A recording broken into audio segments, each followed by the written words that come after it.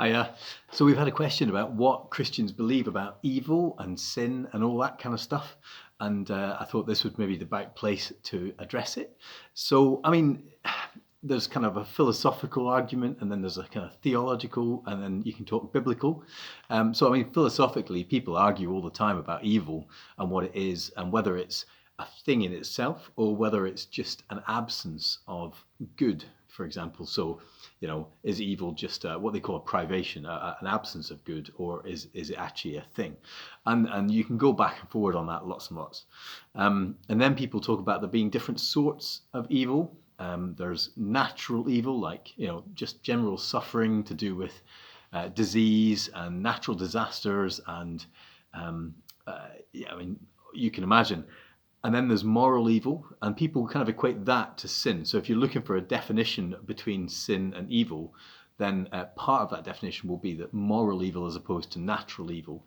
But when people make decisions that are morally bad and act upon them, we could maybe talk about sin in those terms. And that's when suffering is caused by a moral agent, which is like, you or me, doing something which is not terribly moral. And that's where your kind of philosophy gets you, if you like. And I think then to put a kind of theological entry onto that, the kind of Christian idea would be, and this is not to say that the philosophical stuff is anti-Christian, because there's a lot of kind of crossover between the early philosophers and Augustine, for example, is an early Christian guy who does philosophy, and he talks about this privation of good and evil and that kind of thing.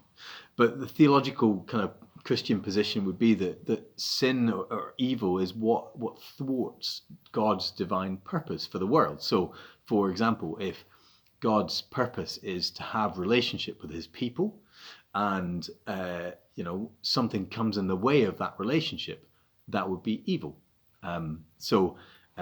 If we are created for relationship with God, anything we do that gets in the way of that would be termed sin. Anything contrary to God's purposes for us. And that can be extended as far and wide as you can. It's worth thinking about anyway. Is, for example, an absence of worship sin? If we are people who are built to worship God, what would it mean if we didn't worship? But that's kind of where we're at. So before I launch into biblical stuff, you've got the kind of philosophical arguments about evil, and then wondering about moral evil being sin, and then you've got theological stuff about God's purposes for us. God's good purposes is what we believe for us, and anything that gets in the way of that as being evil. And I think in the Bible, there are things, the Bible isn't really intended as a philosophical book like that. It works in narratives and it works in circumstances. So you've got lots of stuff about not doing evil, not plotting evil, not planning to do evil. And you've got lots of stuff about rejecting evil, standing up against evil. And the Bible talks about it in those kind of ways rather than as a kind of what is evil kind of a way. Then you've got mentions of the evil one. I don't want to go too far into it on this question because that's a whole nother ballgame. Where there's this sense in which there may be a real personification of evil, or maybe that's a kind of metaphor for thinking. That's a problem for another day. But the Bible is clear, we don't need to fear evil. Now, I guess that for us as Christians is important, because otherwise, we live in a very fearful world, and there's natural evil and there's moral evil, and so we fear living in a place where we're always going to be at risk of natural disasters. We know that our world is like that. Do we live in fear of that, or do we live trusting God? That's partly where the Bible talks about not fearing evil. So you've got your Psalm 23, you're with me, I do not fear the valley of the shadow of death, all that jazz. So I guess, and then the final kind of biblical bit is that obviously if you go back to Genesis, you have the tree of the knowledge of good and evil, you've got Adam and Eve. However you wish to kind of view that, there's this sense in which something happened and evil was somehow brought into the world in a way that it wasn't before. and whether that's to do with moral evil rather than natural evil, or all this, you can go for ages down that rabbit hole. And again, this is not for that question.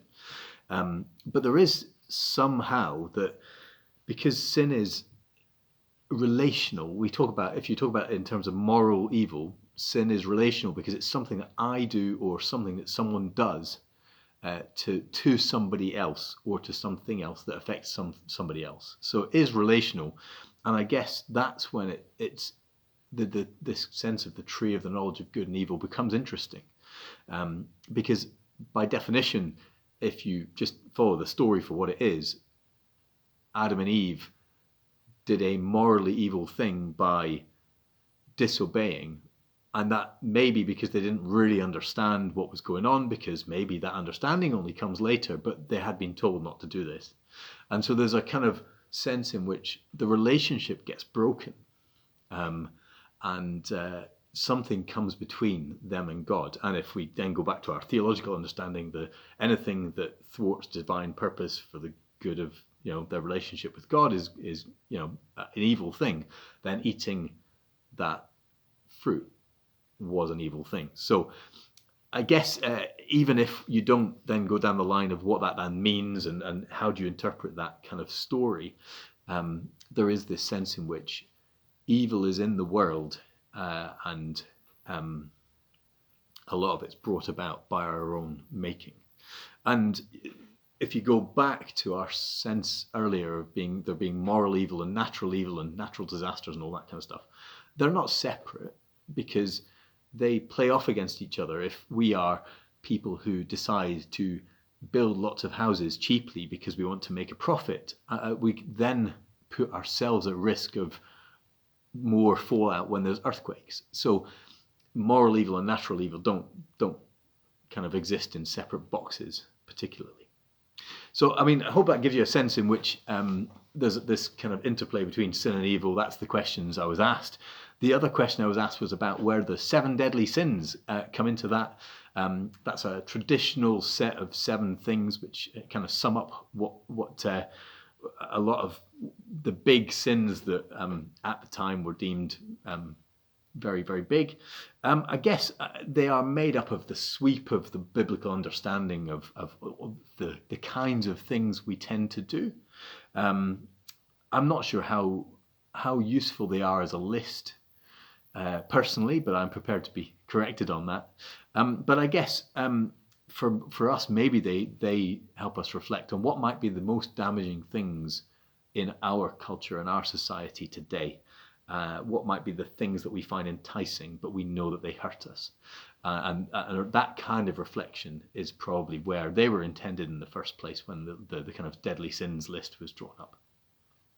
So hopefully we've covered what Christians believe about evil, what's the difference between sin and evil, and a little bit of reflecting on the kind of creation biblical passages and the 7 deadly sins stuff. Therefore, a few questions dealt with in one, but hopefully that's helpful. But come back to me if it's not. Thanks.